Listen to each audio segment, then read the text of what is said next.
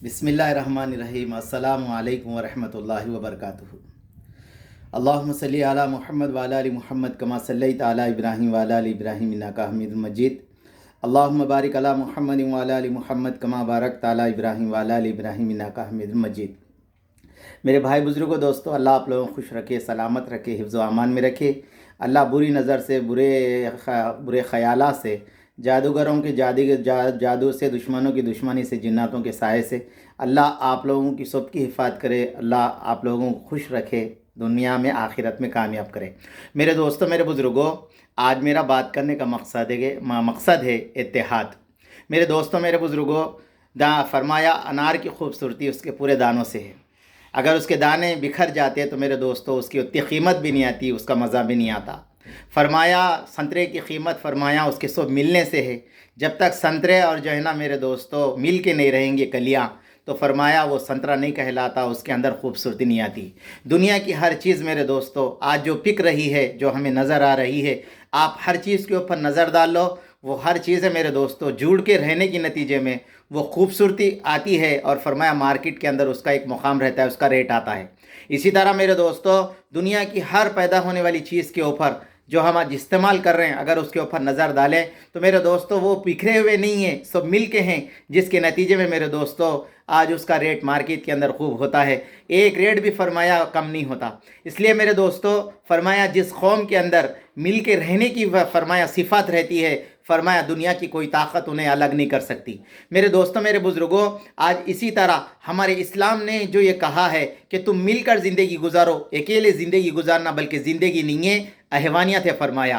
اس لیے میرے دوستو شریعت نے انسان کو اس بات کا حکم نہیں دیا تم رہبانیت کو اختیار کرو، بیوی چھوڑ دو، بچوں کو چھوڑ دو، کاروبار چھوڑ دو، دنیا چھوڑ دو، تم جا کے جنگل میں پہاڑوں میں بیٹھ کر اپنی زندگی گزارو، تم خدا کو یاد کرو۔ اسلام نے یہ تاکید نہیں کی۔ اسلام کے اندر تو یہ منع ہے کہ رہبانیت ایک آدمی جو ہے نا رہبانیت اختیار کرے، یہ ساری چیزوں کو چھوڑ کر وہ اپنی زندگی صرف خدا کو یاد کرتے رہ جائے۔ تو میرے دوستوں، میرے بزرگوں، حضرت عمر فاروق رضی اللہ تعالیٰ عنہ، حضرت عمر فاروق رضی اللہ تعالیٰ عنہ جب کبھی بھی کسی ساتھی کو جہاد کے لیے بھیجتے، فرمایا 4 مہینے کے بعد اس کے واپس کرنے کا میرے دوستو فرمایا حضرت امیر المومنین کا آرڈر آ جاتا، حکم جاری ہو جاتا، 4 مہینے وہاں پر رہے، پھر اپنے گھر کو واپس آ جائے۔ تو میرے دوستو یہ ایک زندگی ہے، یہ ایک اسلام ہے۔ اسلام اس کا نام نہیں ہے، ہر چیز کٹ کر زندگی گزارنے کا نام اسلام نہیں ہے۔ اگر اسلام ایسا ہوتا تو میرے دوستوں، میرے بزرگوں، فرمایا دین انسان کو یہ تعلیم نہیں دیتا کہ تم اس طرح سے مل کر زندگی گزارو۔ تو میرے دوستوں، میرے بزرگوں، فرمایا آدمی، اللہ کے نبی علیہ السلام نے ارشاد فرمایا ایک آدمی کسی کو 1 سال تک بات نہ کرے، فرمایا وہ ایسا ہے اس نے اس کا خون بہا دیا، خون بہا دیا۔ اور میرے دوستو شریعت نے انسان کو ملنے کی اتنی تک تاکید کی، فرمایا اگر کسی نے 3 دن تک بات نہیں کی، 3 دن تک، تو میرے دوستو فرمایا اس کی دعائیں قبول نہیں ہوتی۔ کتنی بڑی بات ہے۔ اور فرمایا جس قوم کے اندر خطا رحمی کرنے والے رہتے ہیں، فرمایا اللہ تبارک تعالیٰ وہاں پر ان کی دعاؤں کو قبول کرنا بند کر دیتا ہے۔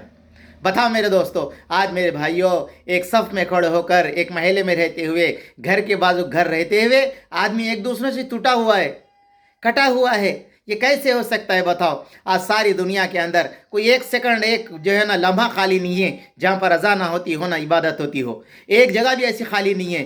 24 گھنٹے میرے دوستو اللہ کو یاد کرنے والے ہیں، اللہ کو یاد کر کے اللہ کی عبادت کرنے والے ہیں، آسمان کی طرف ہاتھ اٹھا کے دعا مانگنے والے ہیں۔ پھر بتاؤ یہ ہماری دعائیں بے اثر کیوں رہی؟ اس کی وجہ یہ ہے کہ میرے دوستو ہمارے دلوں کے اندر ایک خلیش ہے، ہمارے دلوں کے اندر ایک گندگی ہے، ہمارے دلوں کے اندر ایک دوسروں سے نفرت بھری ہوئی ہے، جس کے نتیجے میں میرے دوستو ہماری یہ دعائیں قبول نہیں ہو رہی۔ اس لیے فرمایا ہمارے بڑوں نے یہ کہا ہے کہ ہماری دعائیں قبول کیوں نہیں ہوتی؟ فرمایا اس کی پہلی وجہ یہی فرمائی، فرمایا تم اپنے دلوں کو پاک کرو، پھر اس کے بعد میں اللہ کہہ کے پکارو، اللہ تمہاری سن لیتا ہے۔ تو میرے دوستو آج کے اس دور کے اندر خاص کر کے یہ مرض لگا ہوا ہے کہ آدمی جو ہے ایک دوسروں سے ناراض ہے، ایک دوسروں کی خلیش لگی ہوئی ہے۔ اس لیے اللہ کرے کہ ہم سب کو اس کو صاف کر دے۔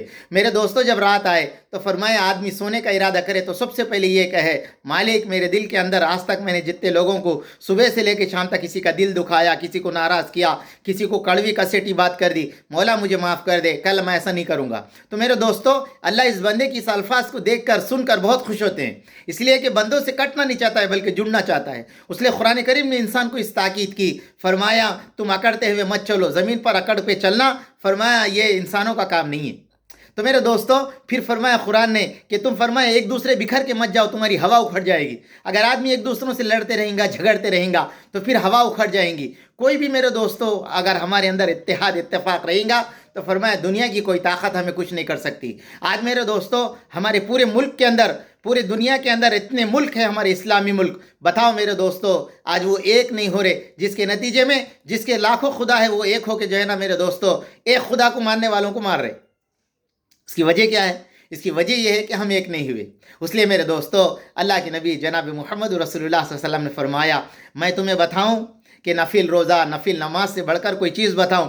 صحابہ بولے یا رسول اللہ ضرور بتائیے۔ فرمایا آپس میں صلح کر دینا۔ تو میرے دوستو فرمایا دین میں بگاڑ ایسا پیدا کر دیتا ہے، ایسا پیدا کر دیتا ہے، ایک دوسروں کی ناراضگی، ایک دوسروں کے جھگڑے دین کو ایسا صاف کر دیتا ہے، حضور نے فرمایا جس طرح استارہ بال کو صاف کر دیتا ہے۔ اس لیے میرے دوستو صحابہ فرماتے اللہ کے نبی علیہ السلام نے ایک مرتبہ بہت لمبا سجدہ کیا، بہت لمبا سجدہ کیا، پھر نماز سے فارغ ہوئے۔ صحابہ نے اللہ کے نبی سے پوچھا یا رسول اللہ آپ نے بہت لمبی نماز پڑھی، آج کیا بات ہے؟ اللہ کے نبی نے فرمایا میں جو نماز پڑھا تھا اللہ سے خاص کر دعا کیا، 3 دعائیں کیا تھا۔ پہلی دعا یہ کیا تھا یا اللہ میری امت جو ہے نا قحط سے ہلاک نہ ہو۔ میرے دوستو اللہ کے نبی کی یہ دعا قبول ہو گئی۔ پوری دنیا چاہے 100 کروڑ نہیں میرے دوستو، پوری دنیا کے اندر ہزاروں خربوں اربوں کروڑ بھی ہو جائے تو فرمایا دنیا بھوک سے نہیں مریں گی، اس لیے کہ حضور علیہ السلام کی دعا ہے۔ دوسرے حضور علیہ السلام نے یہ دعا کی یا اللہ میری امت پہ کوئی ایسا بادشاہ مسلط نہیں کرنا جو پوری میری امت کو قتل کر دے، یہ بھی دعا قبول ہو گئی۔ تیسری دعا اللہ کے نبی علیہ السلام نے ایک دعا کی تھی یا اللہ میری امت میں اتحاد اتفاق مل کے رہنا، اس کے بعد میں میرے دوستو یہ دعا قبول نہیں ہوئی۔ یہ اللہ کی مصلحت تھی۔ جمعہ کی گھڑی کون سی یہ دعا کی؟ فرمایا اس کو جو ہے نا اللہ تبارک تعالیٰ نے چھپا کے رکھا۔ شب قدر کس رات کے اندر ہے؟ اللہ نے اس کو چھپا کے رکھا۔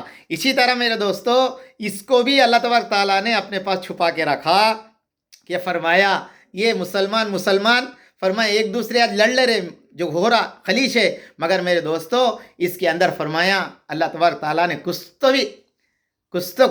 میرے مصلحت ہے، اس لیے آپس کے اندر نہ لڑے، آپس کے اندر نہ جھگڑے، آپس کے اندر نہ ٹوٹے۔ اللہ کے نبی نے یہ دعا کی مگر میرے دوستو یہ دعا قبول نہیں۔ اس لیے حضرت مولانا پالن حقانی صاحب شریعت جہالت کے اندر لکھے فرمایا امت کے اندر فرمایا انتشار فتنہ جو ہے نا رحمت ہے۔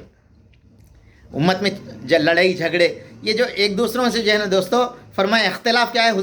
حضور نے کیا فرمایا؟ اختلاف رحمت فرمایا۔